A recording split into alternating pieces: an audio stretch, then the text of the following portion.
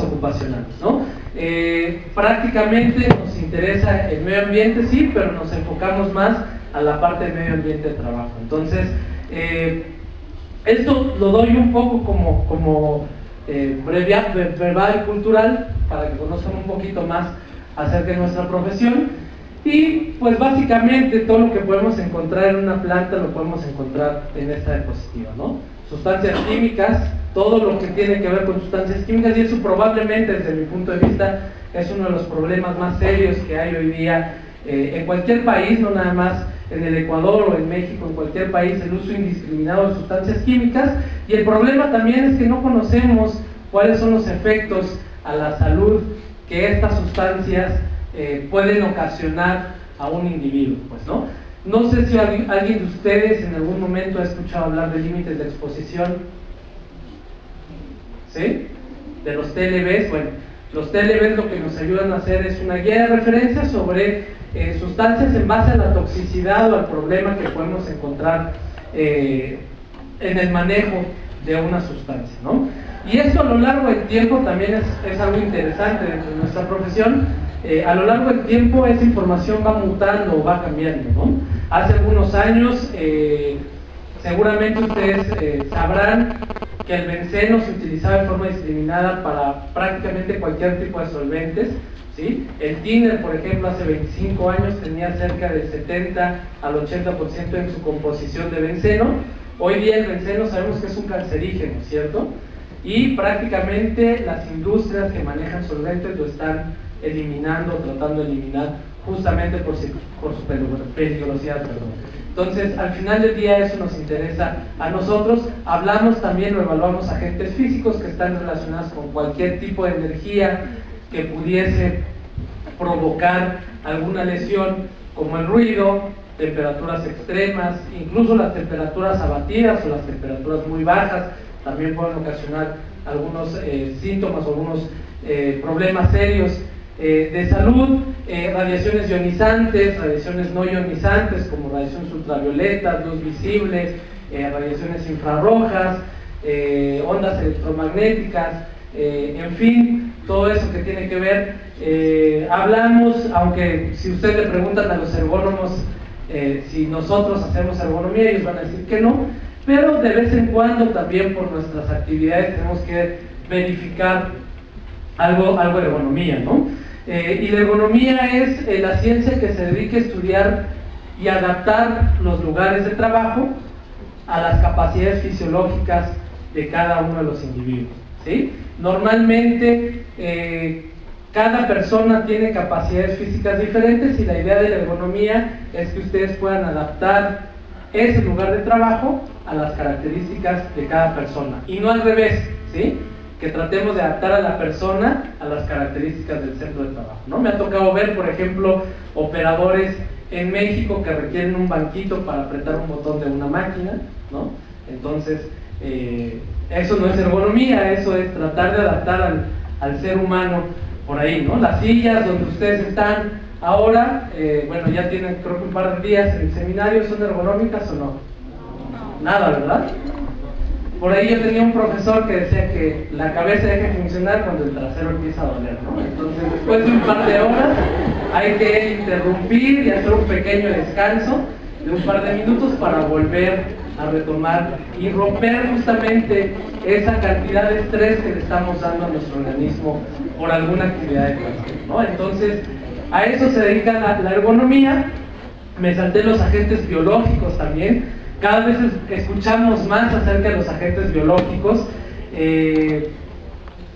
Seguramente se acuerdan en el 2009 el tema del famoso H1N1, ¿sí? Prácticamente en todos los países nos veían como cosa fea, ¿no? A los mexicanos, ¿no? Y fue un tema muy interesante también, porque de inicio no sabíamos qué era lo que teníamos en nuestro país. O sea, sabíamos que era una infección que causaba un tipo de gripa, pero no sabíamos absolutamente nada más, ¿no? Y a raíz de eso, a mí me tocó en un par de aeropuertos, un par de semanas después de todo lo del brote, que me tuvieran en cuarentena un par de días, ¿sí? Porque pues era mexicano, ¿no? Y seguramente debía estar contaminado con el virus. Y es un tema que cada vez escuchamos más también, ¿no? Para que se den una pequeña idea de qué tan grave puede ser un problema con agentes biológicos, el costo de la infección del H1N1 en México en el 2009 ascendió a cerca de 5.400 millones de dólares. ¿Sí? ¿Alguien de ustedes conoce la Ciudad de México? ¿No? Es una ciudad muy linda, no porque yo vivo ahí, pero es una ciudad que tiene muchas cosas que hacer, pero es una ciudad donde vivimos, y no sé cómo vivimos, pero vivimos 20 millones de habitantes ahí, ¿no?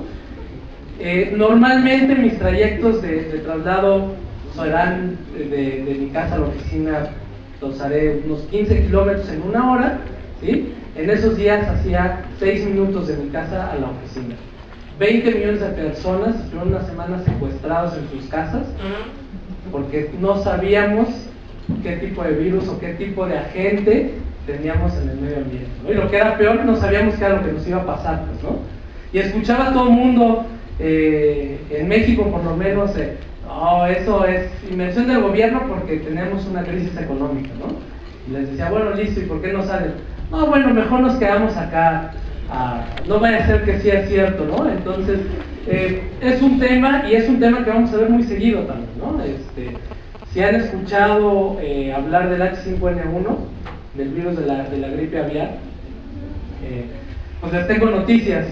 Ya hay casos confirmados en Asia, en donde se han comprobado infecciones de humano a humano con este tipo de virus, ¿sí?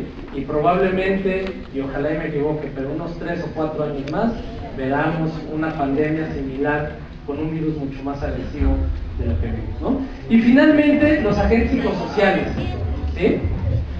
Los agentes psicosociales que tienen que ver con el estrés que nos deriva las actividades diarias de nuestro trabajo, ¿sí? Y aquí entran un montón de agentes, y esto también es algo nuevo, digamos, para nosotros. Los agentes psicosociales toman en consideración el estrés que se produce por trabajar, ¿sí? A veces nos olvidamos que el trabajo es un medio y lo convertimos en un fin también, ¿no? Y entonces ahí es donde perdemos un poco el hilo. El tema del acoso laboral es un tema que cada vez cobra más relevancia, ¿sí? Y no necesariamente está relacionado solamente con acoso sexual, también entra en consideración el acoso laboral, ¿sí? Cada vez que tú presionas a tu gente para que te entregue resultados más rápidos, todo eso está considerado dentro de los agentes psicosociales, y está demostrado también que hay algunas afecciones o algunas muertes incluso de personas que han estado sometidos a grandes niveles de presión por su trabajo. Todo eso que puede afectar a una persona o a un individuo en su lugar de trabajo, pues todo eso toma o entra en consideración dentro del campo de acción de un higienista ocupacional. ¿Sale? Entonces esto fue rápido, un pequeño breviario acerca de lo que es la higiene ocupacional. Ahora nos vamos a meter un poco más al tema de evaluación de exposiciones a temperaturas extremas y abatidas, y este es un tema que normalmente la gente no voltea a ver o que no toma mucho en consideración, ¿no? México es un país grande y las diferencias climáticas son muy significativas. Si ustedes van al noroeste del país, en agosto van a encontrar un clima que está cercano a los 47, 48 grados centígrados, ¿sí? Si ustedes van al norte del país en el invierno, seguramente van a encontrar un clima que está cercano a los menos 21, menos 15 grados centígrados, ¿sale?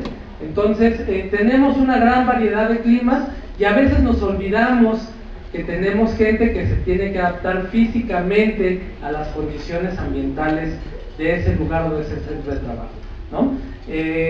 Pensamos que por el hecho de vivir en una ciudad la gente se adapta fácilmente y puede sobrevivir sin ningún problema a temperaturas por arriba de los 35 o 40 grados centígrados, o por abajo de los menos 10, menos 15 grados centígrados. Y la realidad es otra. Realmente nuestro cuerpo mantiene una temperatura determinada, ¿sí? Normalmente la temperatura corporal, perdón, no sé qué hice.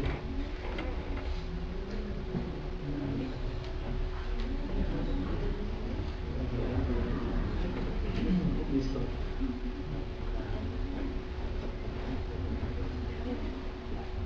No sé qué apretar, discúlpenme.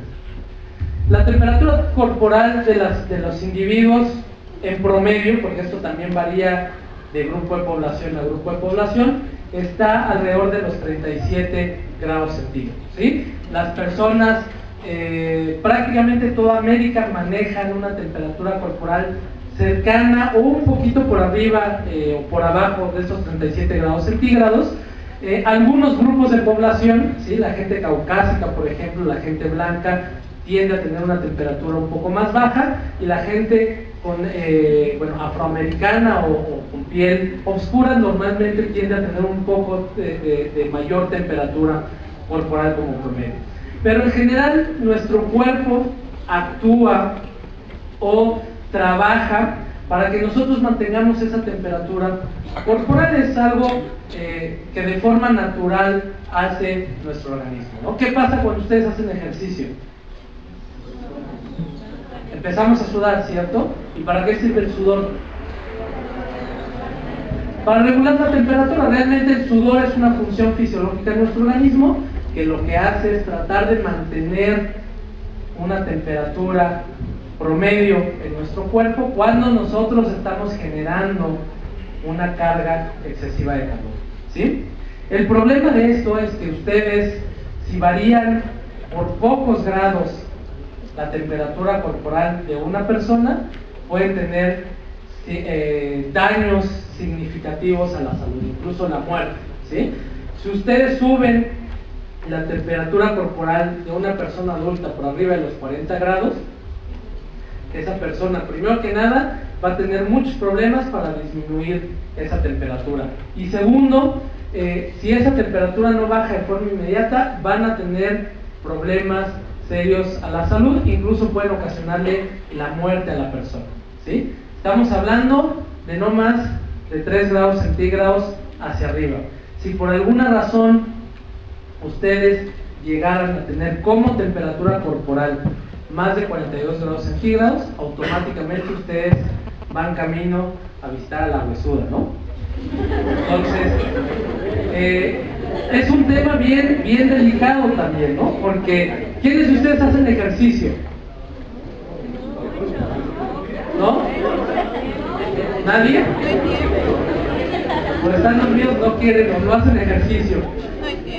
Normalmente cuando hacemos ejercicio no nos importa si está haciendo sol, si está haciendo frío, si llueve, o sea, vamos y lo hacemos, ¿no?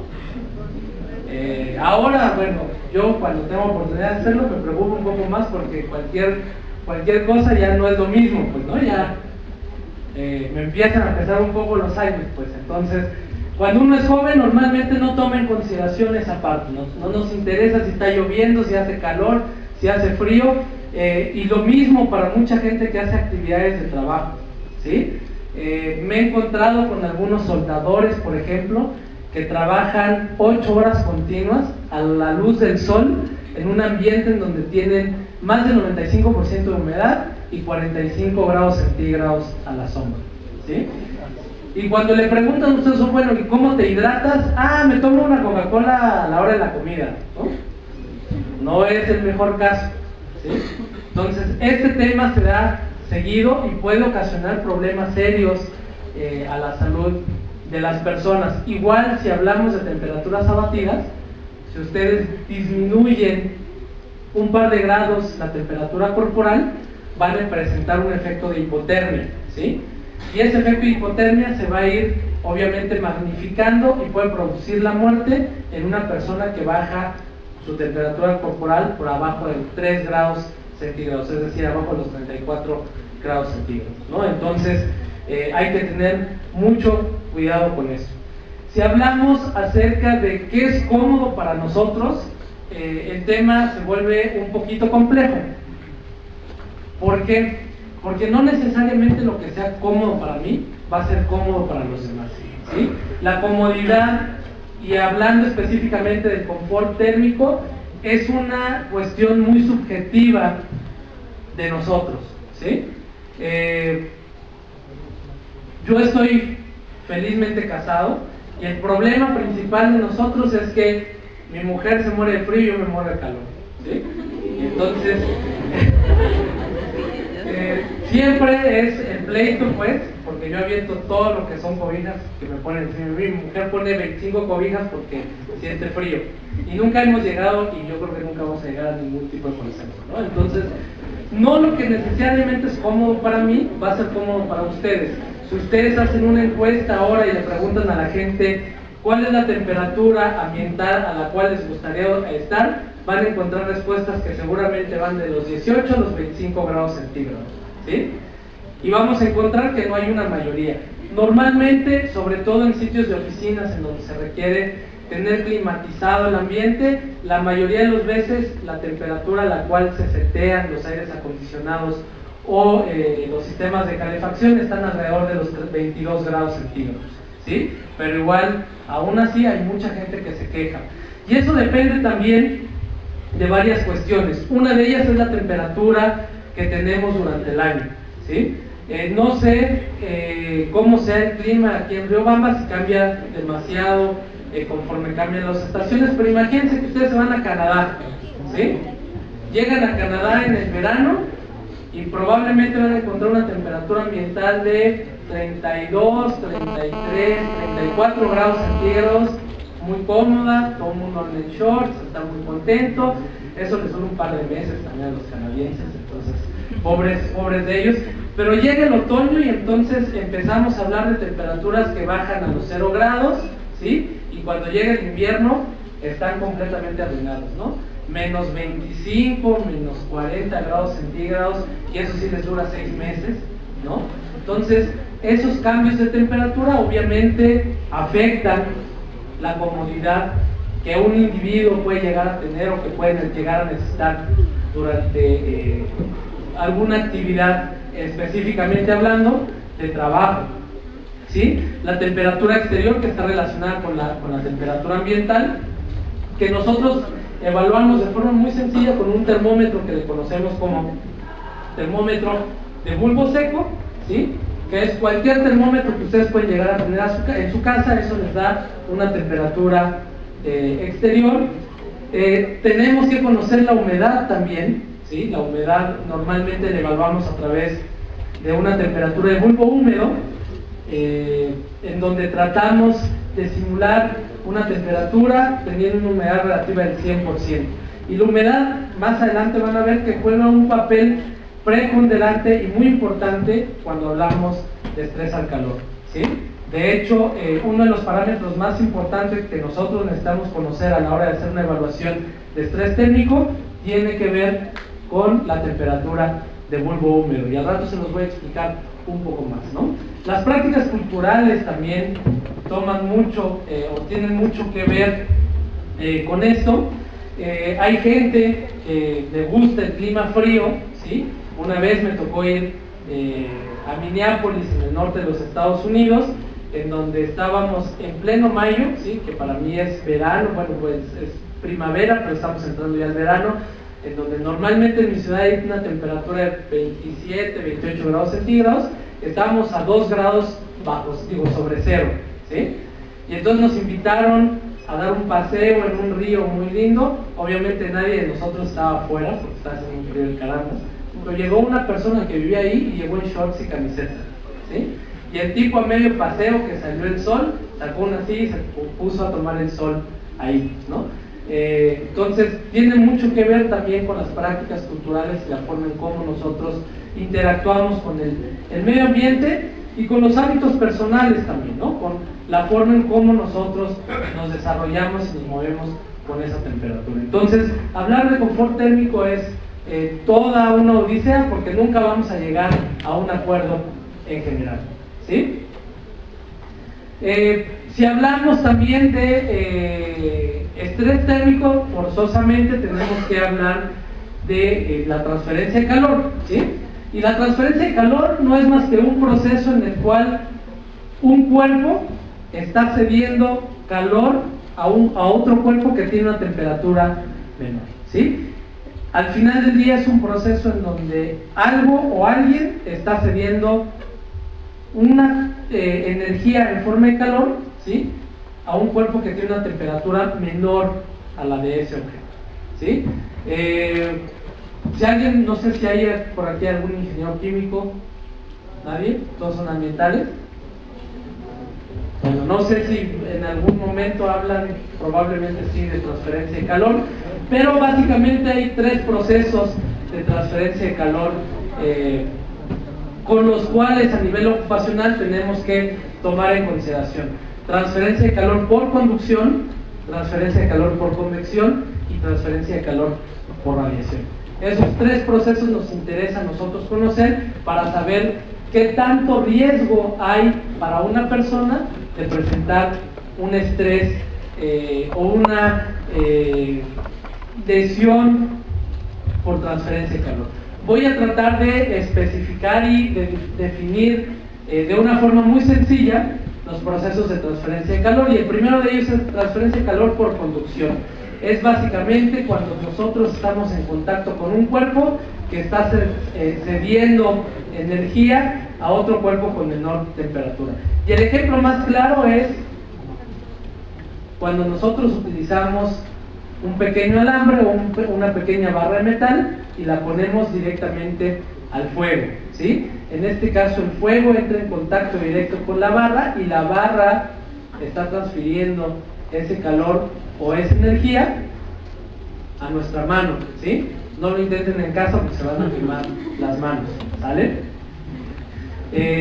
Normalmente también a nivel ocupacional este tipo de transferencia de calor no es muy vista, pues, ¿no? Normalmente la gente no tiende a tocar metales calientes o objetos calientes, aunque en algunos lugares, sobre todo lugares en donde se utilizan materiales criogénicos, esto puede ser un riesgo significativo para las personas, ¿no? Entonces, aquí lo que está pasando es que se está cediendo de forma directa una energía en forma de calor de un cuerpo a otro, ¿sale?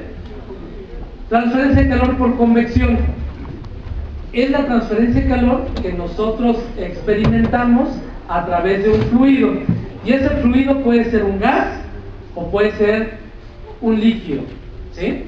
De hecho, la mayoría de la temperatura que nosotros recibimos en nuestro organismo tiene que ver con procesos de transferencia de calor por convección. ¿Por qué? Es una pregunta del examen de mañana, ¿eh? Yo no voy a estar, pero la dejaron ahí escrita, así es que piénsenle por qué.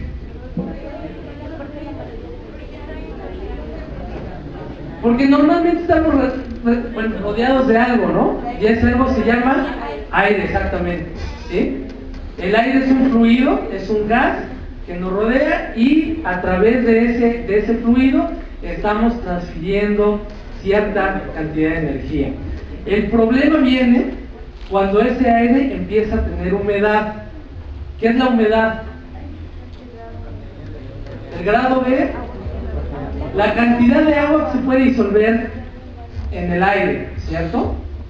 La humedad relativa nos dice qué porcentaje de agua podemos tener en el aire cuando tenemos una referencia de un proceso de saturación.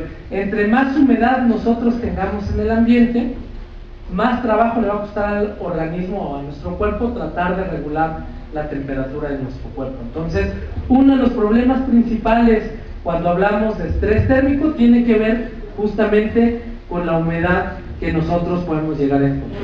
Y la humedad la podemos calcular de una forma muy fácil a través de una temperatura que se conoce como temperatura de bulbo húmedo, ¿sí? Y no sé si conozcan las cartas psicométricas, probablemente sí. Las cartas psicométricas con una temperatura de bulbo seco y una temperatura de bulbo húmedo les ayuda a calcular un porcentaje de humedad relativa, ¿cierto?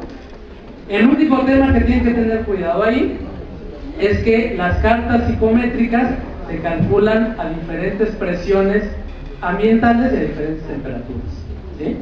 Entonces, no se preocupen ni se asusten, todo eso ya lo hacen los equipos de forma electrónica, ya no tienen que hacer absolutamente nada, ¿sí? La transferencia de calor por convección también es muy importante para nosotros porque es la forma en cómo nosotros también distribuimos calor dentro de nuestro cuerpo, ¿sí? La sangre sirve básicamente para dos cosas. La primera de ellas es para transportar oxígeno hacia nuestro organismo y la segunda es para mantener la temperatura corporal en nuestro organismo. ¿Qué es lo que pasa cuando hace frío? Bueno, eso es cuando ya se están congelando, no tanto frío para ponerse morados, ¿sí? Normalmente empezamos a temblar, ¿no? Hay un arco reflejo del organismo ¿para qué? Para generar calor, ¿cierto? El movimiento o la actividad física genera calor, ¿cierto o no es cierto? La otra cosa que puede pasar cuando hace mucho frío es que nuestro organismo empieza a disminuir el ritmo cardíaco, ¿sí? Baja automáticamente el ritmo cardíaco, baja automáticamente la presión sanguínea y eso lo hace el organismo para tratar de almacenar un poco de calor, ¿sí? Han oído, por ejemplo, que los rusos toman vodka para quitarse el frío, ¿cierto? No lo hagan, ¿vale? El vodka, como cualquier sustancia o cualquier bebida alcohólica, es un vasodilatador, ¿sí? Lo que hace es que ustedes, una vez que se toman un vaso de vodka o un trago de vodka, el cuerpo va a dilatar los vasos sanguíneos. Por eso es que cuando toman, a veces les da calor, ¿sí? Porque el cuerpo empieza a expandir los vasos sanguíneos de nuestro organismo y eso hace que generemos una mayor carga de calor. Por eso es que los rusos dicen que cuando toman vodka sienten más calor, pues no, se mantienen en más calor. Eso es cierto, el problema es que están liberando una gran cantidad de energía y lo que va a pasar es que se van a congelar primero, ¿sí? Entonces, si están alguna vez en Siberia con un ruso, dejen que se tome todo el vodka que quieran y ya que se congelen le pueden quitar la ropa para que ustedes se mantengan. Entonces, eso es una de las formas en cómo también es importante la transferencia de calor por convección. La otra, por el movimiento natural del aire y del vapor de agua que está contenido en el aire en nuestro organismo. Y esta parte es muy importante para nosotros. Ahora que vean la ecuación y la forma en cómo calculamos el TGVH, lo van a entender un poco mejor. ¿Vale?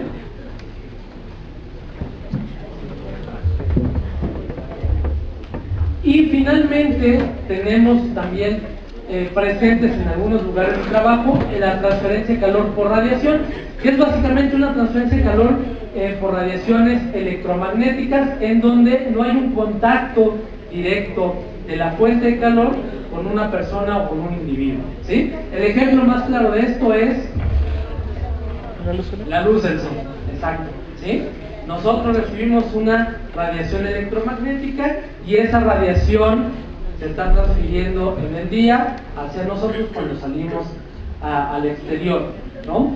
En algunos procesos, sobre todo procesos de fundición de metales, por ejemplo, empresas en donde se hace fundición de metales, esto es una carga importante de estrés térmico para una persona. Hay algunos procesos que generan una mayor carga de temperaturas en nuestro cuerpo, ¿sí? Bien, ¿alguna pregunta hasta acá?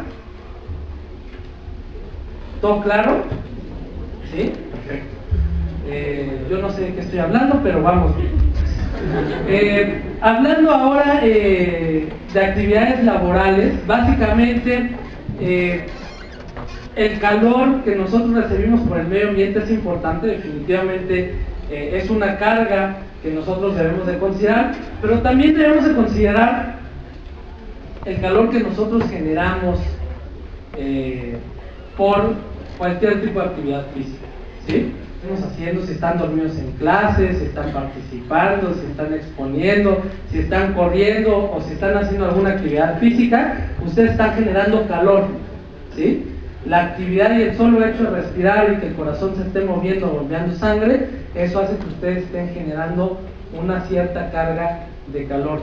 El problema a nivel ocupacional es que esa carga a veces no la consideramos y no la tomamos en cuenta a la hora de seleccionar personas para hacer alguna actividad física o a la hora de realizar una tarea específica de trabajo. Y la carga metabólica es tan importante como la misma temperatura o condiciones ambientales que nosotros podemos tener en el lugar de trabajo. pero están generando calor, ¿sí?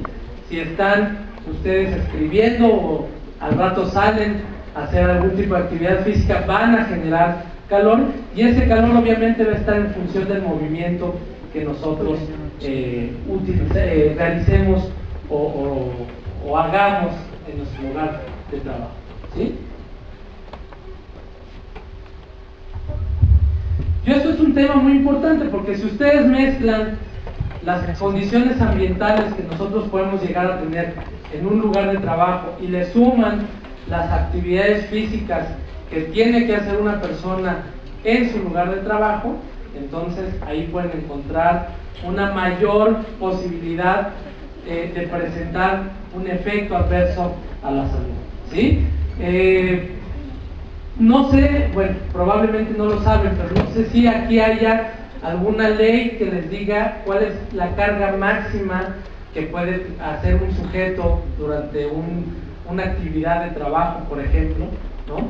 En los Estados Unidos ellos dijeron que son no más de 25 kilogramos, que una persona en su lugar de trabajo no puede cargar más de 25 kilogramos porque puede tener alguna lesión a nivel lumbar, ¿sí? Y es por eso también que cuando ustedes viajan, ahora todas las aerolíneas les dicen que no pueden llevar más de 23 kilogramos de peso, justamente la razón, no porque el avión no tenga hueco, pues, pero es un tema para proteger a los trabajadores. En México es 50, ¿sí? Los mexicanos somos más fuertes, nosotros aguantamos más, ¿no? Los gringos son un poquito más delicados, espero que no haya ninguno por acá. Y es un tema cultural también, ¿no? Pues me he topado con lugares, en México normalmente los sacos de cemento, no sé acá, pero en México los sacos de cemento son de 50 kilogramos, ¿sí? He visto personas que miden 1,50 de alto y que cargan 5 sacos de cemento en la espalda como si estuvieran cargando a un bebé, ¿sí? Obviamente a los 32, 33 años ya no se puede mover, ¿no? Pero de que se puede, ¿sale? Entonces, hay lugares y actividades físicas en donde por alguna u otra razón la actividad puede ser que genere una mayor carga térmica que el mismo ambiente en donde se está desarrollando una persona. Y este es uno de los puntos que normalmente nosotros no consideramos o no tomamos en cuenta a la hora de hacer una evaluación de calor. Si lo expresamos en una ecuación, yo no me voy a meter en ecuaciones complejas, van a encontrar que esta pequeña ecuación les puede dar como resultado un intercambio calórico que pueda existir entre una persona y el medio ambiente, ¿sí? S es la carga de calor corporal que se genera por alguna actividad física. M es la carga de calor metabólico que se gana por esa actividad física. R es la carga de calor radiante. C es el calor por convección que nosotros estamos recibiendo del medio ambiente. Y E es la pérdida de calor evaporativo. Es decir, toda la carga de calor que nosotros recibimos depende del calor que nosotros generamos cuando hacemos una actividad física, del calor radiante y del calor por convección que recibimos del medio ambiente. Y por ahí, si funciona bien nuestro organismo, el calor evaporativo o la sudoración nos ayuda a balancear esta ecuación, ¿cierto? Entonces, la idea es que cuando nosotros estemos en equilibrio, ¿sí? Cuando hablamos de un equilibrio es que el cuerpo no gana ni pierde energía. En este caso, la carga de calor metabólico más la carga de calor radiante más la carga de calor convectivo va a ser prácticamente igual a la carga de calor evaporativo. Es compensar de alguna forma las ganancias de calor que nosotros vamos a obtener por alguna actividad o por algún trabajo que realicemos en un lugar determinado, ¿sí? Si eso lo hacemos o tratamos de mantener el balance, lo que vamos a hacer aquí es que la carga de calor metabólico más el calor evaporativo que nosotros generamos va a ser igual a la carga de calor que nosotros generamos más el calor radiante más el calor convectivo que nosotros tenemos. E idealmente eso debería de ser cero, es decir, cuando nosotros tomamos esta ecuación y el calor que ganamos más la temperatura o la evaporación de nuestro cuerpo, la sudoración que nosotros hacemos es igual al calor metabólico más el calor radiante y el calor convectivo, nosotros ahí tenemos una ecuación balanceada y no deberíamos de presentar ningún problema de estrés al calor, ¿cierto? Eso es lo que normalmente debería de hacer nuestro organismo. De hecho, para eso es la sudoración, ¿sí? Lo que sí es que después de eso es un buen baño, ¿no? No hay que ser malas personas con los demás. ¿Listo? La sudoración es un tema muy importante para nuestro cuerpo porque mantiene o regula la temperatura de nuestro organismo, tomando en consideración los factores ambientales y el calor que nosotros generamos por alguna actividad física. El problema viene cuando este balance se rompe, ¿sí? Y ese balance es muy difícil de predecir cuándo se va a romper. Lo peor que les puede pasar cuando ustedes tienen una exposición a temperaturas extremas es algo que se conoce como golpe de calor, ¿sí? ¿Han oído hablar del golpe de calor? ¿No? El golpe de calor es un aumento súbito de la temperatura de nuestro organismo y si ustedes no lo tratan de forma inmediata, en la noche vamos a estar tomando un café y recordando lo buena persona que eran ustedes, ¿no? Entonces, el problema de esto es que no sabemos cuándo va a pasar. No necesariamente una persona con buena actividad física o con una edad joven es no susceptible a presentar este tipo de actividades o ese tipo de problemas fisiológicos. Y el otro punto importante es que muchos de los centros de trabajo tienen lugares en donde hay exposiciones a altas temperaturas. Ahora, el hecho de tener una temperatura alta no significa que ustedes tengan un riesgo de estrés por calor, ¿sí?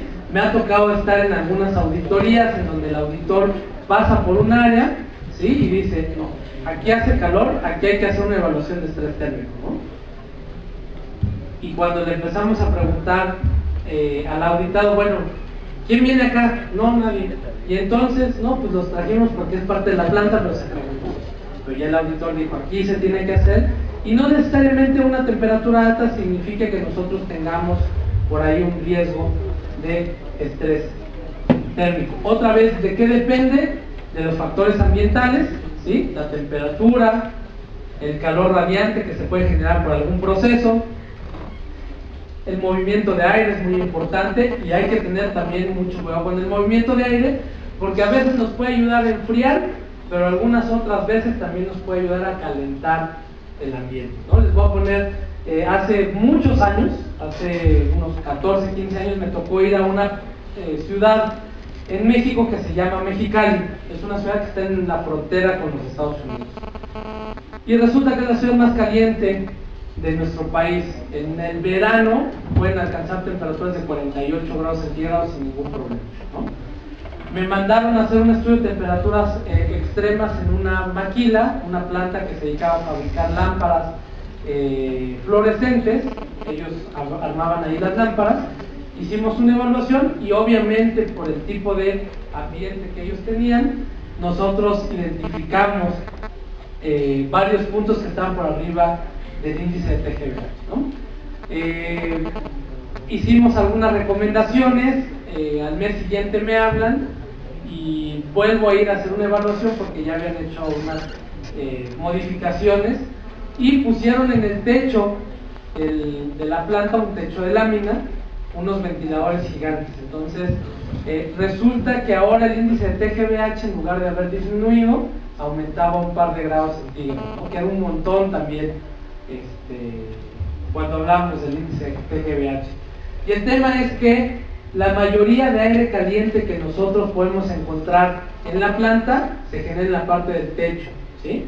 Estamos hablando de que en la parte del techo, porque lo medimos, la temperatura puede llegar fácilmente como temperatura de bulbo seco a 62, 63 grados centígrados. Todo el aire caliente que nosotros teníamos arriba o que se tenía arriba, con los ventiladores lo estábamos metiendo hacia la parte de abajo, ¿no? Y obviamente la gente inmediatamente empezó a tener mucho más desconforto, más incomodidad por el tema. Entonces, no necesariamente que ustedes muevan el aire significa que van a tener una menor temperatura, hay que tener mucho cuidado con eso, ¿no? Y la presión de vapor también juega una función importante, nuevamente porque nos impide de alguna forma a que nuestro cuerpo autorregule la temperatura con la temperatura ambiental. Entre más humedad haya, al cuerpo le cuesta más trabajo regular la temperatura porque nosotros empezamos a sudar de una forma mucho más rápida. Entonces hay que tener mucho cuidado con eso. Y hablamos ya del trabajo físico, ya dijimos que es una parte importante porque al final del día, con cualquier actividad, estamos generando cierto tipo de calor, ¿sí? ¿De qué depende presentar un efecto o un síntoma por estrés al calor? La respuesta es NPI, ¿sí? No poseo información, se han malpensado. Es muy complicado poder determinar cuáles son los factores que pueden ocasionar un estrés térmico en una persona, ¿sí? Se han identificado algunos grupos de riesgo, obviamente tiene que ver con la edad. Entre más edad tenga un trabajador, más riesgo tiene una persona para desarrollar o presentar un efecto o un síntoma derivado del estrés al calor. La condición física es importante también considerarla. Y bueno, no sé si sepan, pero una de las cosas de las cuales no me enorgullezco de ser mexicano es que nosotros somos o estamos peleando entre el primero y el segundo lugar con los Estados Unidos de la población más obesa en nuestro país, ¿no? Y me he topado con trabajadores que pesan 150 kilogramos y están trabajando con cargas excesivas de trabajo físico, ¿sí? Y probablemente este tipo de personas no sean los más aptos para realizar ese tipo de actividades. Aparte que puedes tener un problema del corazón, el tema del estrés térmico juega un papel importante, ¿sí? La aclimatación también es importante y es un tema que se ve mucho, por ejemplo, en las empresas en donde hay cuartos fríos, lugares en donde almacenan comida, en donde constantemente una persona está entrando y cambiando de temperaturas con un gradiente de temperatura muy alto, puede ocasionar problemas serios también de salud a la persona. Entonces hay que darle cierto tiempo, cierta facilidad a los trabajadores para que se puedan aclimatar, ¿sí? Probablemente un par de semanas antes de iniciar una actividad física constante puede ser una buena idea. Más de 3 semanas ya se llama flojera, ¿no? Entonces hay que tener nada más cuidado con eso. Y obviamente la parte de la hidratación también es una parte muy importante para nosotros, ¿sí? Entre más hidratadas estén las personas para realizar una actividad física, menor riesgo van a tener de presentar un problema de estrés al calor.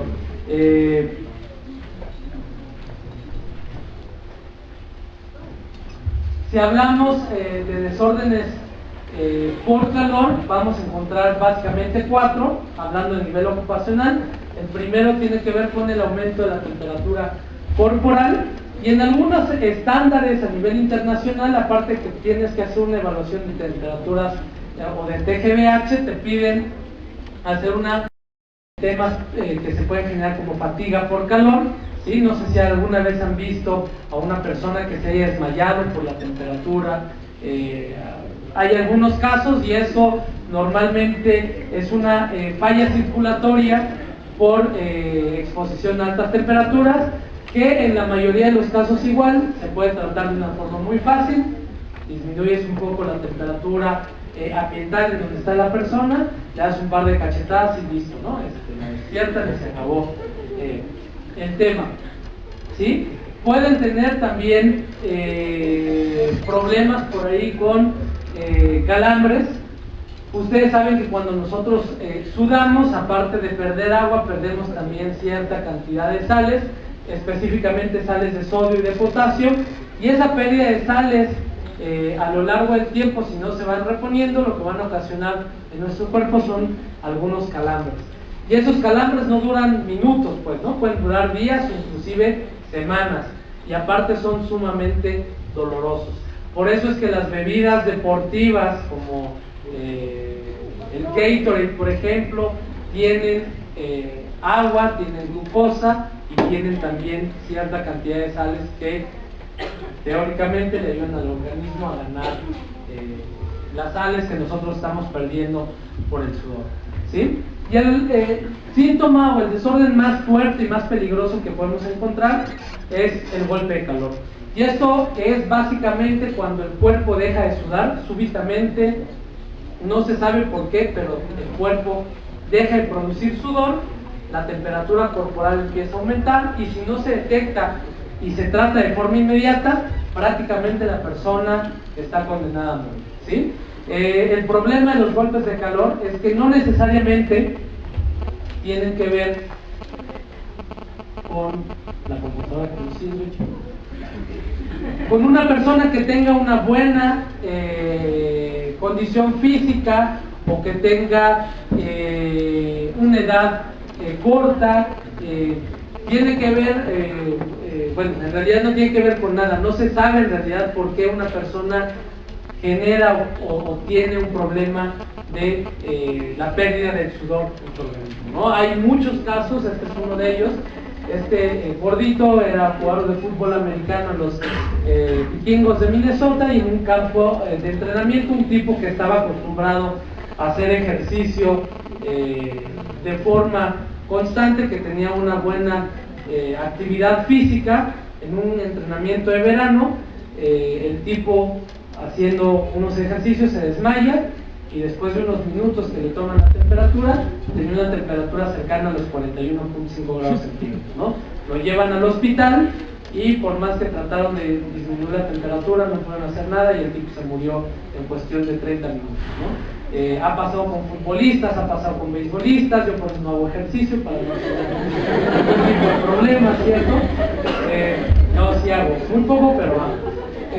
Y el problema de esto es que no está identificada cuál es la causa raíz de todo eso, ni sabemos cuándo va a pasar, ¿no? Entonces, lo ideal es que nosotros estemos preparados y tomamos en consideración controles para evitar que una persona pueda llegar a presentar un golpe de calor. El tema también con esto es que disminuir la temperatura a 1 grado centígrado cuando hay una temperatura por arriba de los 40 grados centígrados es muy complicada, ¿sí? Normalmente pensamos que lo metemos en un congelador o lo metemos con agua y hielo y ya es más que suficiente. No lo pueden hacer porque eso puede ocasionar un paro cardiorrespiratorio, lo tienen que hacer de forma gradual, y si no lo hacen rápido también, la persona puede fallecer, ¿no? Entonces es un tema muy muy delicado, y hay registros, por lo menos en mi país, de personas que han fallecido por exposiciones a temperaturas extremas. O sea, a nivel ocupacional, sí hay estadísticas en México que demuestran que hay personas que han fallecido por padecimientos como el golpe. Hablar ahora un poco acerca de la parte del reconocimiento, qué es lo que debemos de conocer o de preguntar a la hora de hacer una evaluación de temperaturas extremas. Primero que nada, entender nuevamente que no necesariamente un lugar en donde hace calor significa que vamos a tener un problema de estrés térmico, ¿sí? Lo primero que tenemos que identificar es obviamente la fuente de calor, tomando en consideración el medio ambiente, ¿sí?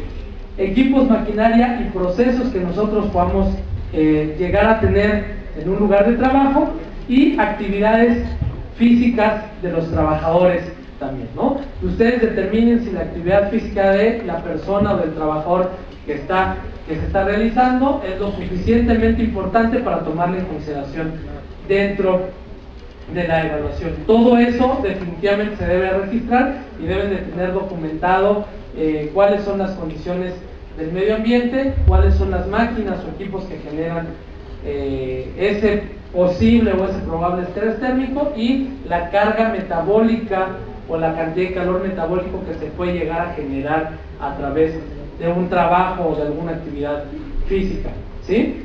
Hay que investigar también si esa actividad se desarrolla en ambientes o en lugares que son cerrados o que son abiertos, porque la forma de evaluar es un poquito diferente, y en realidad es una cuestión más de la ecuación, pero es importante también conocer esa parte.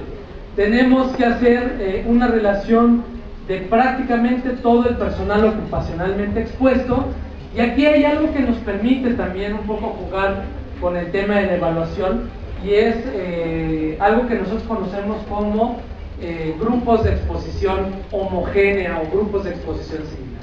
Nosotros podemos generar o juntar un grupo determinado de personas que tengan un perfil de exposición similar a un agente determinado, ¿sí?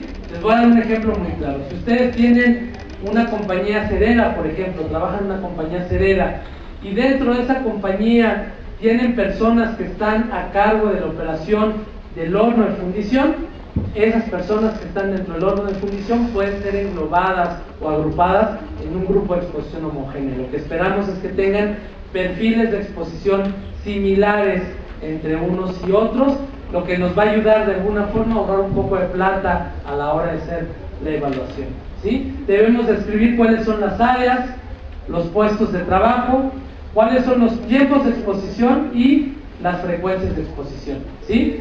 Tiempos significa con el tiempo bueno, si los minutos que tarda una persona al estar en contacto con un determinado agente estresor, en este caso alguna determinada fuente de calor, cada cuánto tiempo lo hace, y la frecuencia de exposición está relacionada con los ciclos que la persona hace durante una jornada de trabajo, ¿sí? Es decir, y ahora les voy a poner un ejemplo, creo que viene aquí arriba. Esta persona es una persona que alguna vez nos puede evaluar. Esto es un taller o una mufla más bien de un laboratorio de metalografía. Es una mina en donde están extrayendo obviamente mineral, y dentro de los procesos de control de calidad ellos tienen que medir las características del mineral que están extrayendo. ¿Cómo lo hacen? Tienen unas pequeñas crisoles que son hechas de barro, donde meten el mineral y lo meten a una mufla como esta, que tiene temperaturas de 1125 grados centígrados. Los meten alrededor de 45 minutos para que ese metal se funda, y posteriormente se va a analizar al laboratorio para ver el contenido que tiene de plomo, el contenido que tiene de oro y que tiene de plata, que es lo que extraen en esa mina. Esta persona trabaja, bueno, en esta área tienen 3 hornos de fundición que están prendidos básicamente todo el tiempo, los 3 están funcionando de forma continua. La persona entra aproximadamente 5 veces al día por un periodo de 10 a 15 minutos aproximadamente, y lo que hace es básicamente a través de una herramienta que es una herramienta de metal, introduce estos pequeños crisoles al horno y posteriormente los retira para que se destronen, ¿no? Normalmente, bueno, el horno está completamente cerrado, es un cuarto más o menos como unos 10 metros por 5, pero no tiene nada de ventilación, entonces ya se imaginarán cómo es el calor que se genera ahí, una gran cantidad de calor radiante, y el tipo de trabajo por la actividad que normalmente desarrolla es un tipo de trabajo moderado. Adicionalmente a hacer esto, de andar quitando y poniendo los crisoles al interior, una vez que esos crisoles están fríos, toma un mazo y rompe los crisoles para obtener la muestra y llevarla al laboratorio. Eso lo hace dentro del área también, ¿no? Después de estos 15 minutos, los otros periodos, 45 minutos de su jornada de trabajo, normalmente los dedica a preparar muestras para volver a ingresar a la mufla, pero eso lo hace fuera del área de exposición, ¿vale? Entonces aquí más o menos se dan una idea de la frecuencia de exposición, algo muy general, describir las actividades de la persona, y esto es muy importante para definir los límites de exposición, definir tanto el ciclo de trabajo como el régimen de trabajo de una persona, ¿sí? Esto es normalmente lo que hacemos en un reconocimiento, tratamos de identificar fuentes potenciales, o sea, definitivamente esta área es una área en donde podemos tener un problema de estrés térmico, y esta persona también puede ser que pueda presentar un efecto adverso a su salud o un problema de estrés térmico, ¿sale? ¿Preguntas? ¿Nada? o soy muy bueno para explicarlo, no me están entendiendo nada, no lo sé, pero están todos muy callados. Bueno, vamos a hablar ahora de la evaluación. La evaluación es muy sencilla de realizar, en realidad no hay gran ciencia a la hora de tomar muestras del estrés térmico.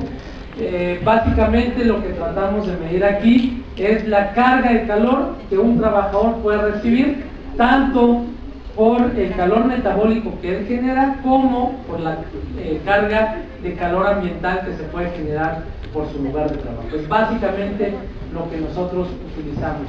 La norma que más se utiliza a nivel internacional para hacer evaluaciones de estrés térmico es la norma ISO 7243, que habla acerca del índice de temperatura de bulbo húmedo y globo. Ahorita lo vamos a ver, en inglés es WBGT, y que con esto calculamos cuál es la carga energética que está recibiendo una persona por realizar una actividad de acuerdo a las características ambientales, ¿sí? Tiene algunas cosas particulares esta norma.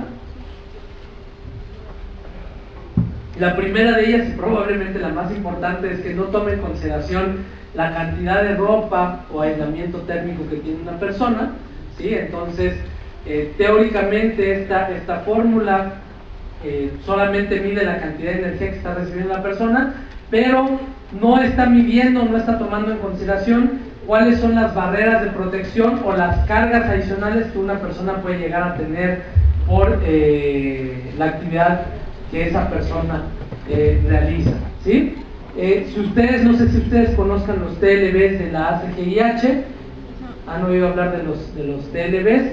Los TLBs son los valores umbral límite, que es una guía para nosotros como higienistas, es una guía en donde vienen los límites de exposición que podemos encontrar tanto para algunos agentes químicos como para algunos agentes físicos, y en realidad es una guía de referencia bastante buena que nos ayuda a tomar juicios un poquito más certeros acerca de la exposición de las personas, ¿no? El tema con estos límites de exposición es que hay que tener mucho cuidado también a la hora de manejarlos, porque no necesariamente cuando estamos abajo de ese valor significa que una persona está trabajando de forma segura, ¿no? Los límites de exposición son una buena guía de referencia, pero no es algo que los divida entre el bien y el mal, ¿no? Son al final del día valores que nos pueden dar una idea de qué es lo que está pasando con la exposición de una persona a un determinado agente.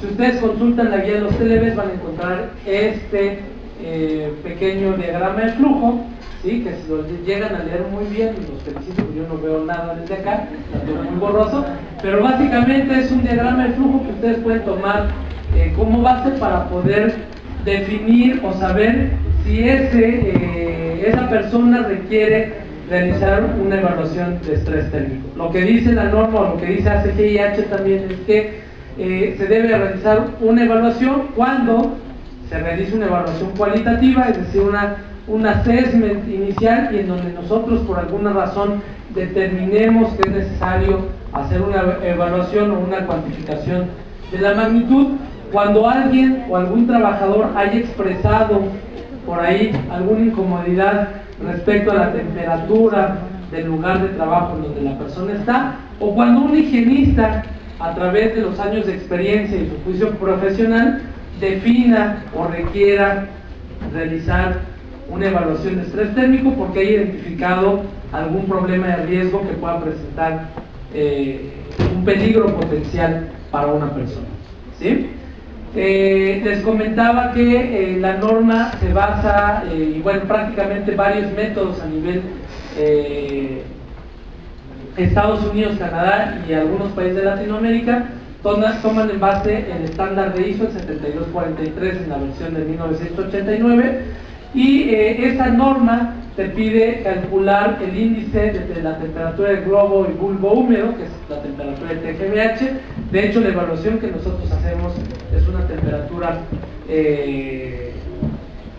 o una medición más bien de tres temperaturas: temperatura de bulbo seco, temperatura de bulbo húmedo y temperatura de globo. Y en función de eso calculamos un índice que se conoce como índice de TGBH, y tiene sus cosas también, ¿no? Es, primero que nada, una estimación muy sencilla para que nosotros nos podamos dar una idea de qué es lo que está pasando en un ambiente de trabajo. Pero siendo también una evaluación muy sencilla, es un índice muy empírico, ¿sí? Hay que tomar ciertas consideraciones y hay que tomar estos valores también con cierto grado de escepticismo, porque no necesariamente cuando tienes un valor de índice de TGVH por abajo del límite máximo permisible, significa que no puedas tener un riesgo de estrés térmico de una persona, ¿no? Otra vez depende de algunos factores como la edad, el peso, la condición física de una persona.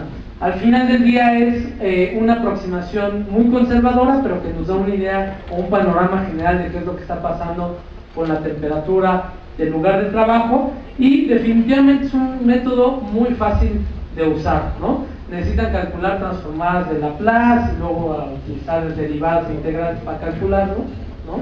Entonces es muy fácil de utilizar, ¿no? Todo el mundo sabe hacer este tipo de ecuaciones, ¿cierto? Son sumas y restas y multiplicaciones, no es más que eso, ¿no? Sí, todos saben sumar y multiplicar, no hay problema. La verdad es que es un método sumamente sencillo de aplicar, y si por alguna razón les da flojera a ustedes sumar y multiplicar, hoy día los equipos lo hacen por ustedes, así que no hay ningún problema en ese sentido, ¿no? Básicamente el método lo que toma en consideración es que ustedes primero que nada determinen la carga de trabajo físico que realiza una persona. En base a ese trabajo físico ustedes van a determinar un régimen de trabajo que también toma en consideración los tiempos o las frecuencias de exposición, y en función de eso ustedes determinan un determinado límite de exposición y hacen una medición de los factores ambientales. Básicamente la medición que se necesita realizar es la temperatura de bulbo seco, la temperatura de bulbo húmedo y el calor radiante.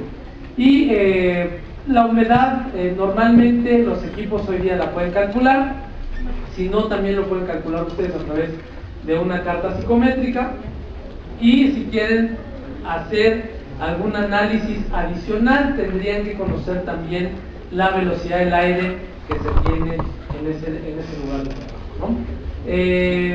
La energía metabólica, bueno, ya hablamos que es la carga de calor que nosotros generamos por una actividad física, y esta es la tabla que viene dentro de los límites de exposición o los TLBs de ACGIH. Ellos definen la carga de calor metabólica en 4 diferentes, o clasifican más bien la carga de calor metabólica en 4 diferentes grupos: ligero, moderado, pesado y muy pesado.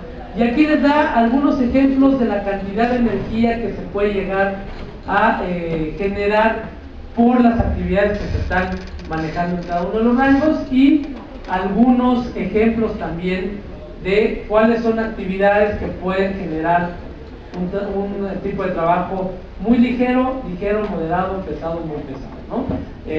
Cuando hablamos de relajación, por ejemplo, estamos generando cerca de 115 watts por hora, y una actividad común de este tipo de trabajo es estar sentado, ¿no?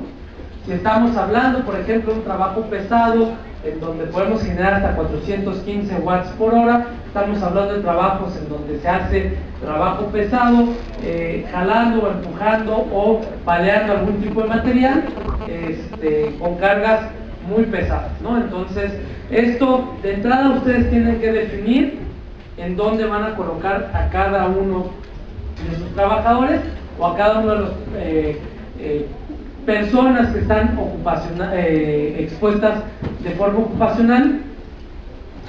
En México tenemos una norma, que es la norma 15 de la Secretaría de Trabajo, que habla acerca de condiciones térmicas extremas, y es algo muy similar. Nosotros ahí los dividimos en 3 grupos: trabajo liviano o ligero, trabajo moderado y trabajo pesado. Y en base a las actividades que nosotros definimos ahí, definimos o seleccionamos un régimen de trabajo. Esto es lo primero que ustedes deben de hacer a la hora de hacer una evaluación, ¿sí? El índice de TGVH se calcula utilizando básicamente tres temperaturas: temperatura de bulbo seco, temperatura de bulbo húmedo y la temperatura de globo, y en función de esa temperatura ustedes pueden definir o calcular más bien el índice de TGVH a través de cualquiera de estas dos fórmulas, ¿sí? ¿Se acuerdan que de inicio uno de los puntos que hay que revisar es si el lugar en donde se está generando la exposición a temperaturas extremas es un lugar abierto o un lugar cerrado? La idea de esto es que nosotros definamos por ahí cuál es el índice de TGVH que vamos a calcular. Si es un lugar en donde no hay carga solar, es decir, un lugar cerrado, debemos utilizar esta ecuación, y si es un lugar exterior en donde hay carga solar, debemos utilizar esta ecuación. La única diferencia que hay es que en la evaluación en exteriores se toma en consideración la temperatura de bulbo seco, en la otra evaluación en interiores básicamente se toma bulbo húmedo y temperatura de globo. Y se acuerdan también que al inicio de la presentación les decía que uno de los temas que más nos interesa a nosotros es la transferencia de calor por convección, ¿sí? Aquí lo vemos expresado. Si ustedes se dan cuenta, básicamente lo que más peso tiene dentro de la ecuación es la temperatura del bulbo húmedo, porque con eso podemos definir qué tanto intercambio de calor puede existir entre una persona y un ambiente de trabajo, ¿sí? Aquí cuáles son las unidades y cómo están. Bueno, unidades son grados centígrados o grados Fahrenheit o grados Kelvin, si lo quieren calcular con grados Kelvin. Pero ¿qué es la nomenclatura de cada uno de ellos? Básicamente necesitan temperatura de bulbo seco, temperatura de bulbo húmedo y temperatura de globo. Me voy a regresar un momento y bueno, creo que tengo, perdón, aquí está. No necesariamente necesitan un equipo electrónico para hacer los cálculos. Básicamente, si ustedes tienen algunos termómetros calibrados, es más que suficiente para poder hacer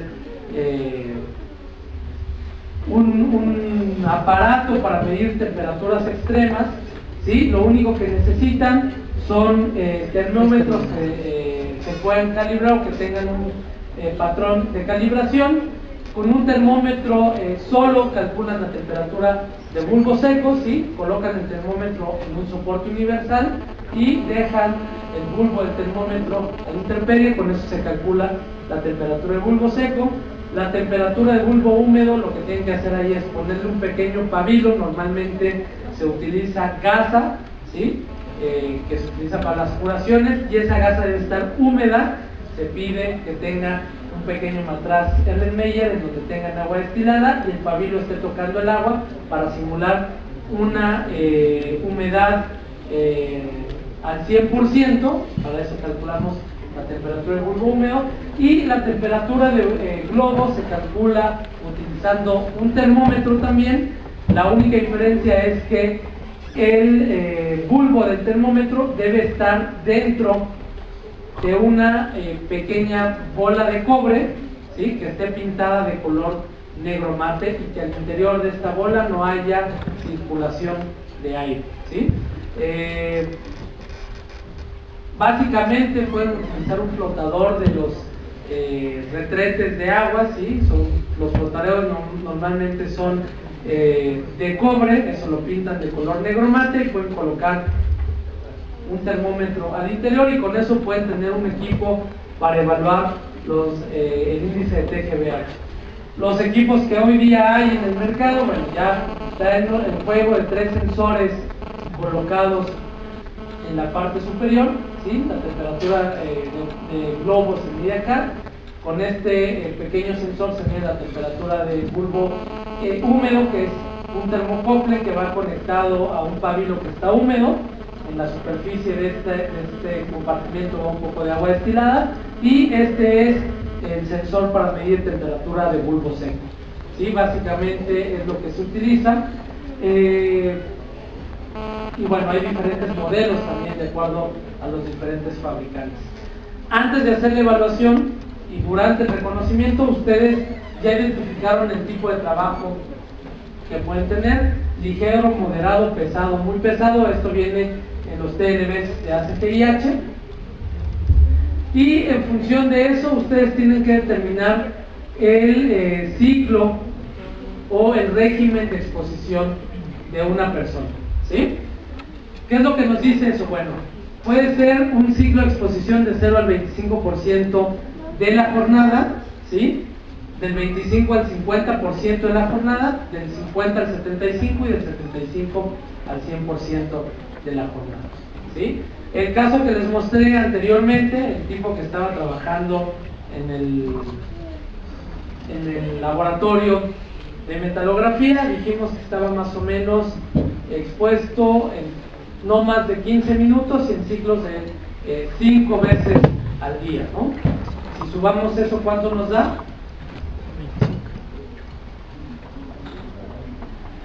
15 por 5, ¿cuánto da? 75. ¿Cuánto dura la jornada? 8 horas, que son ¿cuánto? En minutos. 75 dividido por 60. Expreso mis dedos para contar. 480 minutos, ¿no? ¿Cuánto corresponde? ¿A qué porcentaje de la jornada de trabajo corresponde? ¿Dónde situarían a ese trabajador? ¿Del 0 al 25, del 25 al 50, del 50 al 75?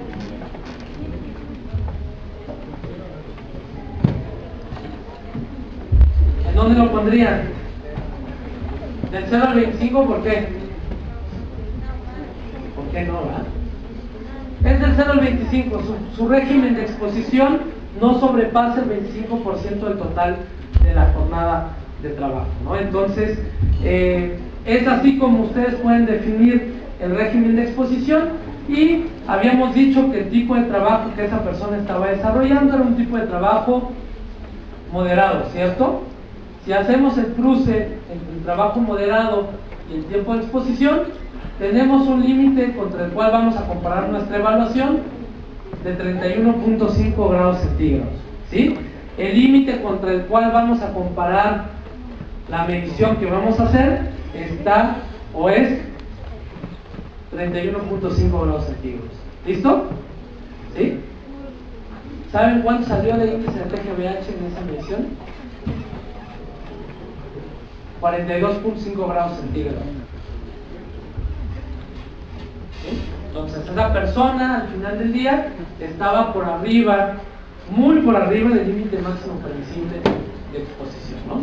Esto es algo similar, esto viene en la norma 15 de la Secretaría de Trabajo. Lo pongo aquí nuevamente como referencia. En realidad esta norma hace muchos años se basó en los límites de ACGIH, nada más que no nos gusta actualizar nuestros estándares.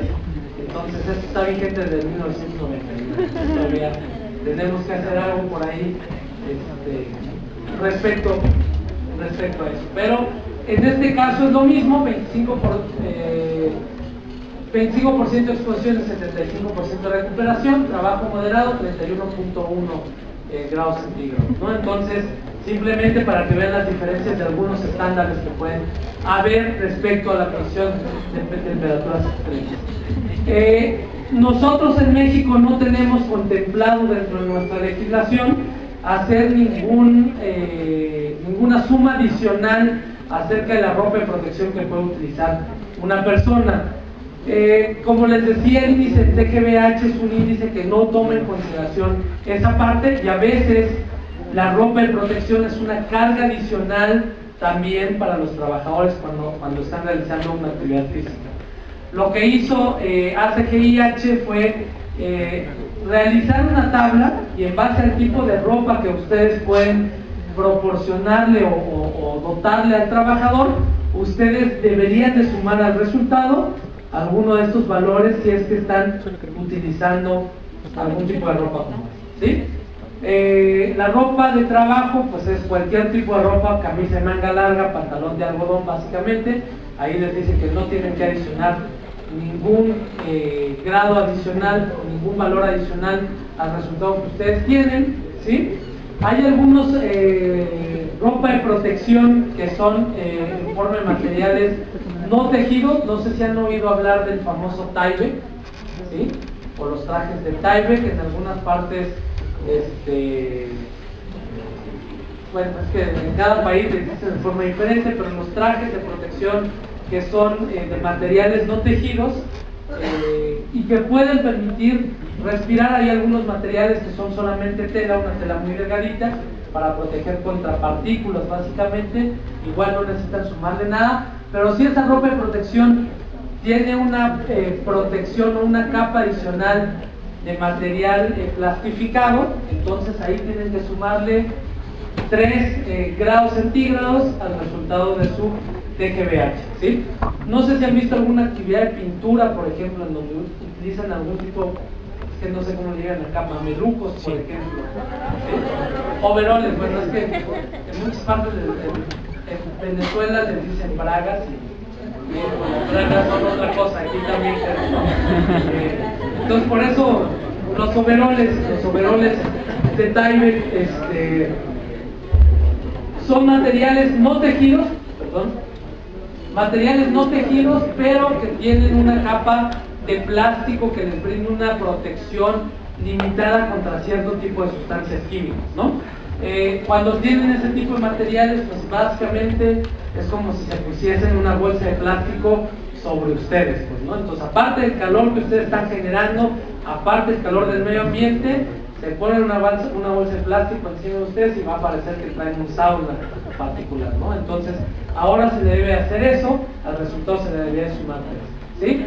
Hay algunos materiales que están fabricados de polipropileno y SMS es la forma en cómo el polipropileno se lamina o se fusiona al material no tejido, básicamente. Punto 5. Y overoles que tienen o están fabricados de poliolofinas, se le suma un grado centígrado adicional. Y algunos equipos, los equipos que se utilizan normalmente para respuesta a emergencias, que son equipos completamente sellados, que les llaman autocontenidos, no sé si los han visto, unos de color amarillo, naranja, que son muy pesados. Esas barreras de protección son en contravapores, y esos trajes son normalmente muy calientes, resultado del TGVH.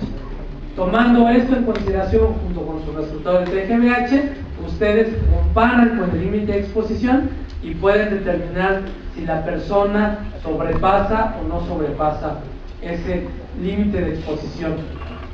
Teóricamente, si ustedes sobrepasan ese valor de exposición, deberían de aplicar una medida de control, ¿sí? Y cuando hablamos de controles en la parte de higiene ocupacional, nos referimos básicamente a aplicar o controles de ingeniería o controles administrativos o el uso de equipo de protección personal, ¿sí? Teóricamente los más efectivos son los controles de ingeniería, y digo teóricamente porque me he encontrado con algunas personas que se ponen a diseñar sistemas de extracción o de ventilación, o en este caso barreras para evitar calor radiante o generación de calor, y la verdad es que es una tomada de pelo, ¿sí? Pero si está bien diseñado, los controles de ingeniería es lo más efectivo para disminuir o inclusive eliminar el riesgo potencial. Después tenemos los controles administrativos, que son básicamente enfocados a prácticas de trabajo, procedimientos o entrenamiento para que el personal no esté expuesto de forma continua a un determinado agente, ¿sí? Puede ser un entrenamiento que ustedes les den, puede ser que ustedes limiten los tiempos y las frecuencias de exposición. En lugar de que tengan una persona haciendo la actividad que les mostré anteriormente, pudiesen tener a 2 personas y que estén cambiando de actividades constantemente, ¿sí? Todo eso entra dentro de los controles administrativos. Y finalmente el equipo de protección personal, ¿sí? Que son la opción más económica a la hora de implementar un control, pero normalmente la menos efectiva también, ¿no? Y si ustedes llevan ese control o ese equipo de protección personal a lo largo del tiempo, lo que van a encontrar es que probablemente este control o el equipo de protección personal a la larga sea más caro que implementar un sistema de ingeniería o un sistema de control por ingeniería, ¿no? Es cierto, estos son más costosos, la inversión inicial es mucho más costosa, pero la efectividad es mucho más grande y en cuestiones tiempo-beneficio a lo largo del tiempo, esto se paga más rápido y ayuda a las compañías a ahorrar más plata que están invirtiendo en equipo de protección personal, ¿no? En Latinoamérica normalmente lo primero que se piensa es en equipo de protección personal, ¿no? Después les damos más equipo de protección personal y al final pues, les terminamos de dar más equipo de protección personal para que no pase nada, ¿no? No es uno de los métodos de control más efectivos, pero bueno, existe. En cuestiones de temperaturas no hay mucho, también hay que tener en consideración eso.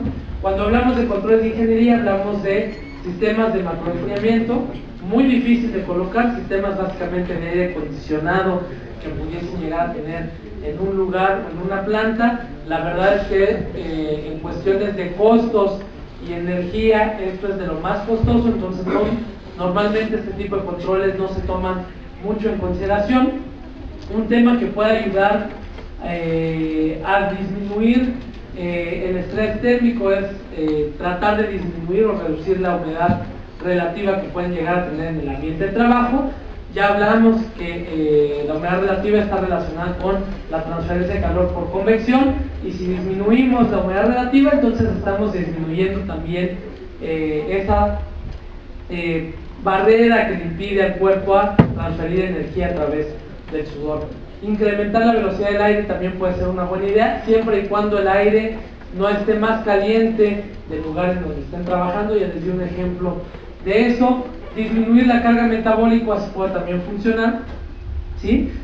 Probablemente no significa que la persona, que está laborando no haga ninguna actividad física, pero pueden buscar la forma en cómo disminuir el trabajo que esa persona necesita o requiere hacer. Por ejemplo, a través de algún carro, por ejemplo, o a través de algún equipo de transporte de materiales, para que disminuyamos también la cantidad de calor que genera una persona. Ajustar el tipo de ropa de trabajo también puede funcionar, aunque ahí tienes el riesgo también de, si manejas sustancias químicas, exponer a una persona a una exposición a sustancias químicas, y eso realmente tampoco es lo que se está buscando en la práctica de higiene industrial. Y finalmente, realizar enfriamiento a nivel micro. Me ha tocado ver algunas empresas, por ejemplo, que lo que tienen son estaciones de descanso, que son unas pequeñas islas que tienen en medio de la planta, en donde tienen un sistema de aire acondicionado dentro de esa zona y que le permiten a sus empleados cada cierto tiempo ir a refrescarse y a romper, digamos, la cantidad de calor que está recibiendo una persona, ¿sí? Como controles administrativos, la hidratación es sumamente importante. Es uno de los temas más importantes y que muchas veces no se considera dentro de los lugares de trabajo. El único tema que aquí doy como tip es que tengan mucho cuidado, sobre todo con las sustancias o con las bebidas que se van a suministrar para generar la hidratación. Normalmente pensamos que el Gatorade o las sustancias isotónicas como el Gatorade es una buena opción para hidratar a la gente, y no necesariamente es la mejor opción. Lo que tiene el Gatorade, aparte de las sales y el agua, es que tiene un montón de glucosa, ¿sí? Y la glucosa es buena siempre y cuando hagas alguna actividad física, pero si tienes población que pueda presentar diabetes, por ejemplo, entonces esto no es una buena opción para suministrar, ¿no? Es un tema ahí que hay que considerar. Lo mejor, si a mí me preguntan, es el agua, ¿sí? El agua simple es más que suficiente para mantener hidratadas a las personas, y eso con la combinación de una dieta en donde tengan frutas y verduras también puede ser una buena solución para sustituir las sales que se pierden a la hora de sudar. Otro tema muy importante es la selección de trabajadores, que ustedes puedan seleccionar algunos trabajadores de acuerdo a sus capacidades físicas para que puedan realizar alguna actividad de trabajo, aunque también deben de tener mucho cuidado con esto porque pueden caer en un caso de discriminación también y eso les puede meter en más problemas de lo que van a resolver, ¿no? Ya he visto un par de empresas que han tratado de implementar esto y se han metido en problemas serios con sus sindicatos, ¿no? La parte de entrenamiento es definitivamente uno de los temas que más hay que considerar. Si es posible agendar actividades en lugares en donde hay altas temperaturas, también se debe hacer. Esto normalmente se hace cuando hay actividades no rutinarias, ¿sí? Una actividad de mantenimiento, por ejemplo. Muchas empresas, tengo un cliente que es una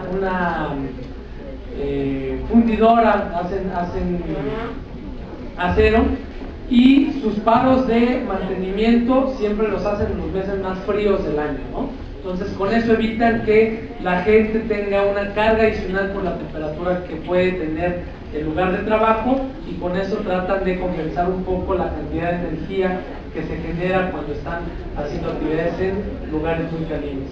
Y la otra es intervalos de descanso, ¿no? Y con esto no necesariamente me refiero a que la gente se echa a dormir una siesta o que se ponga a descansar, simplemente con el hecho de romper un poco la rutina de exposición a altas temperaturas o temperaturas extremas, con eso pueden disminuir el riesgo de que una persona presente un efecto adverso a la salud, ¿no? Finalmente, como equipo de protección personal tenemos por ahí la ropa de protección, ¿sí? Y esto es una gran discusión al final del día porque tendremos que jugar aquí con la protección y con la respirabilidad de la ropa. Normalmente la ropa más fresca que utilizamos para trabajar es ropa de algodón, ¿sí? ¿Por qué? Porque es una fibra muy fresca que permite fácilmente el paso del aire, y eso de alguna forma no es una carga adicional a una persona o a un grupo de personas, ¿sí? Pero hay operaciones o actividades que requieren cierto grado de protección contra sustancias químicas, y si es así, el higienista tendrá que decidir qué es más importante para ellos: si la protección que les brinda el aparato, la ropa de protección, o el material que se selecciona para proteger en contra de sustancias químicas. Hay algunos equipos, básicamente son chalecos y algunos pantalones, que lo que tienen es una pequeña tubería interna que permite el flujo de un fluido dentro del chaleco, dentro del pantalón, y que les permite disminuir un poco la temperatura corporal. El problema es que este tipo de ropa normalmente significa una carga adicional de peso para el usuario, entonces no es algo que se utilice mucho. Existe, se los platico aquí, pero en realidad en la práctica normalmente no se utiliza de forma adecuada. Algunos equipos de protección respiratoria también les pueden funcionar como un pequeño aire acondicionado, ¿sí? Hay equipos que tienen un suministro de aire continuo, y ese suministro de aire lo que va a ocasionar al final del día es que ustedes tengan un mini aire acondicionado para ustedes, ¿no? Van a sentir mucho mayor frescura. Con esto termino mi presentación. No sé si tengan alguna pregunta o alguna duda respecto a lo que vimos.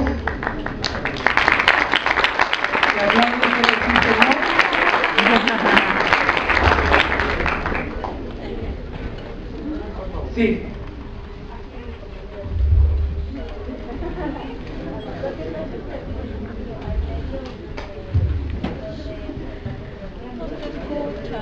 Ajá.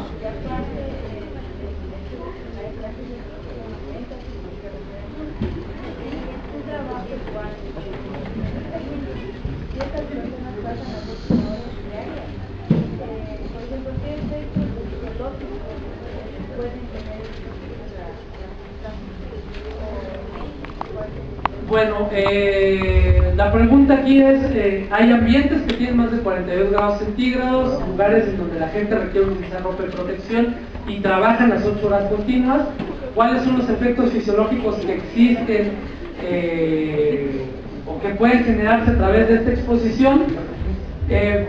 Bueno, efectos fisiológicos, lo que esperamos es que la persona sude, ¿no? Definitivamente va a sudar. El problema de esto es que es muy difícil identificar cuándo va a haber un golpe de calor. De hecho, es prácticamente imposible, porque es una condición que no tiene una forma de avisar que va a pasar, ¿no? Normalmente cuando hay un golpe de calor, la persona cae desmayada y tarda tiempo inclusive la gente en darse cuenta del por qué está desmayada, ¿no? Cuando a alguien se le ocurre pasar un termómetro por ahí, es cuando normalmente se dan cuenta que la temperatura subió de forma significativa. ¿Qué es lo que yo recomiendo ahí? Es que primero que nada haya un programa de vigilancia de la salud. ¿Sí? Es muy importante que las empresas tengan un buen programa de vigilancia de la salud. He tenido un montón de discusiones con médicos ocupacionales sobre qué es lo que deben de vigilar. Y bueno, las condiciones generales es básicamente que tengan una buena condición física, que no tengan algún padecimiento como diabetes, por ejemplo, o algún problema de fallas circulatorias. Eso es muy importante también para considerar. El tema de hidratación es sumamente importante también, ¿sí? Y en ese caso yo he visto algunas empresas que lo que hacen es limitar tiempos de exposición. O sea, si están las 8 horas, llevan un par de cuadrillas y se van turnando cada 2 horas para evitar que la gente pueda llegar a presentar algún problema.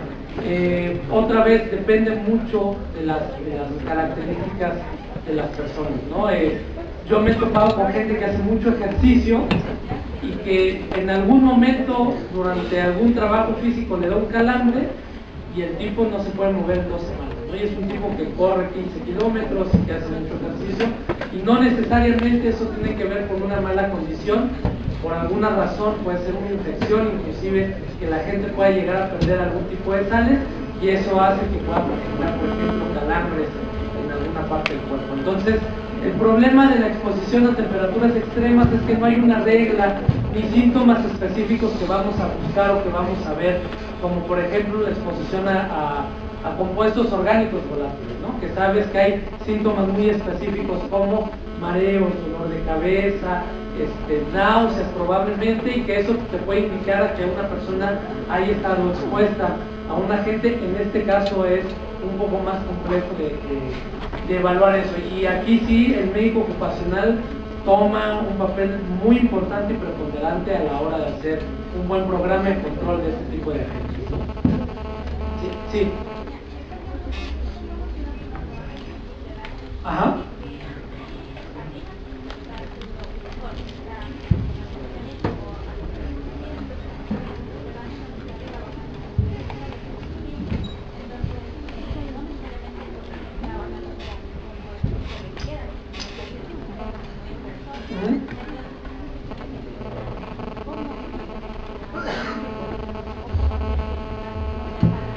Ya, la pregunta aquí es un poquito al revés. ¿Qué pasa cuando una persona trabaja en un subterráneo y en lugar de arriba está el sol, hay buenas condiciones ambientales, pero abajo hace mucho frío, ¿no? El tema es completamente diferente, que estamos hablando de temperaturas abatidas. La forma en cómo se evalúan las temperaturas abatidas es mucho más sencilla que el TGVH. Tienes que calcular algo que se conoce como índice de viento frío. Y el índice de viento frío, o el factor de congelación también se le llama así en algunos países, no es más que una relación que hay entre la temperatura ambiental y la velocidad del aire. Entonces lo que tendrías que evaluar ahí es velocidad del aire y temperatura ambiental. Los límites de exposición de ACG y H, los TLBs, traen una tabla que te hace una relación, y lo que pasa ahí es que cuando tú tienes una temperatura y hay un movimiento de aire, la sensación térmica disminuye de forma considerable. Entonces realmente lo que estás midiendo es justamente esa sensación térmica que tiene la persona. ¿Cómo la puedes proteger? Lo más fácil es utilizando ropa de protección. Hay un montón de ropa y de fibras básicamente sintéticas, que lo que hacen es que te ayudan a almacenar calor. Lo ideal es que utilices una chamarra o chompa, no sé cómo le dicen acá, que tenga fibras sintéticas, pueden ser también naturales como la pluma de ganso, que lo que hace es guardar un poco el calor que tú estás generando y por el otro lado tienes una barrera de protección contra viento, que es básicamente una tela de nylon, que es muy pequeña y que evita el paso del aire a través de la ropa, ¿no? Es lo que normalmente se estila. Cuando haces una evaluación de temperaturas abatidas, lo único que tienes que hacer es, en base a la temperatura que tú determinas, hay tiempos máximos de exposición y tienes que verificar que la persona no sobrepase esa parte, ¿no? Ahora, en algunos lugares, como en algunas minas, aparte del viento y aparte de la temperatura baja, tienes presencia de agua, ¿sí? Entonces ahí tienes que tener también una barrera adicional para que la gente evite mojar la ropa de protección, ¿no? Es básicamente lo que normalmente se hace. No lo puedo meter aquí por cuestiones de tiempo, pero igual si quieres lo paso en la presentación que se queda acá, ¿sí?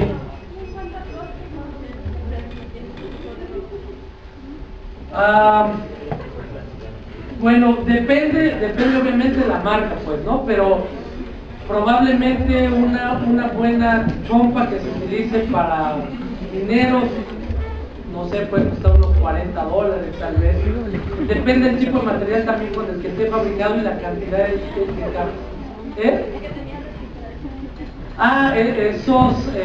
híjole, precios no sé. La verdad es que nunca he visto, los he visto físicamente, nunca los he visto funcionando, porque en serio son pesados. Un chaleco con líquido tiene una pequeña bomba en la parte de atrás, pero esa cosa pesa cerca de 10 kilogramos. Entonces, aparte de la actividad física que hace la persona, la carga térmica que tiene y el tipo de trabajo que hace, súmale adicionalmente a que tiene que cargar 10 kilogramos más, y la verdad es que la gente normalmente dice que no lo hace.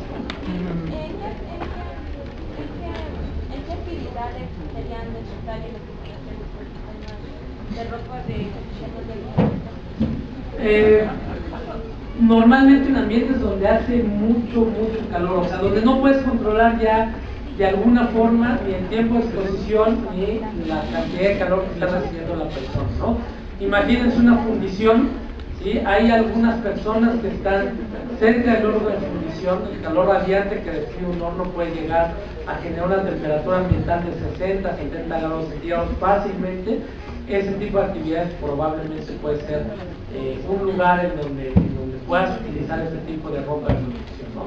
Otra vez, normalmente lo que hacemos es jugar con periodos y ciclos de exposición. Tienes una cuadrilla de personas que hacen 3 o 4 actividades diferentes y nos va rotando durante el día para evitar que una sola persona tenga toda la carga de temperaturas, ¿sí?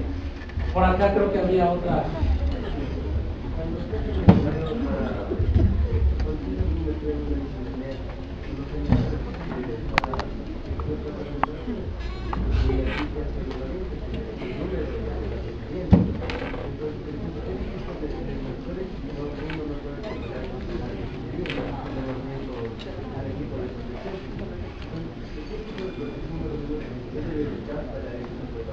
Bueno, esa es una muy buena pregunta. La pregunta es, normalmente en las evaluaciones que se hacen en chimeneas, me imagino que las evaluaciones isocinéticas, ¿qué tipo de, bueno, tienes condiciones muy extremas? Uno es la temperatura que genera la chimenea, obviamente, la otra vez es la temperatura ambiental.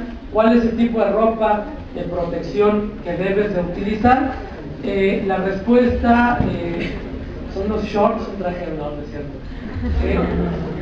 Va a depender, y la verdad es que es muy complicado, y ustedes que van a ver diferentes clientes con diferentes tipos de chimeneas, lo que considero yo que sea más fácil es una ropa de algodón, ¿sí? Y que constantemente la gente se esté hidratando. La otra que deben de considerar también, y yo sé que es muy complicado porque he visto cómo hacen los monitoreos, es que puedan tener un lugar en donde no estén recibiendo la luz del sol de forma constante.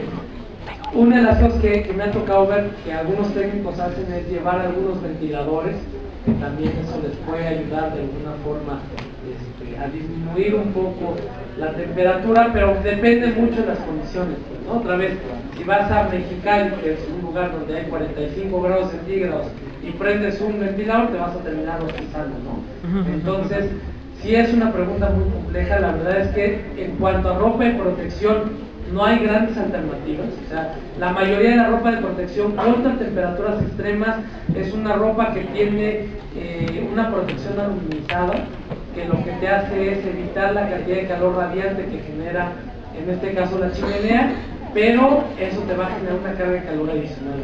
Entonces, no necesariamente es la mejor opción. Entonces, ahí sí habría que hacer una buena evaluación sobre las condiciones. Te digo, no hay mucho que hacer. Yo lo que trataría de hacer es tratar de romper en algún momento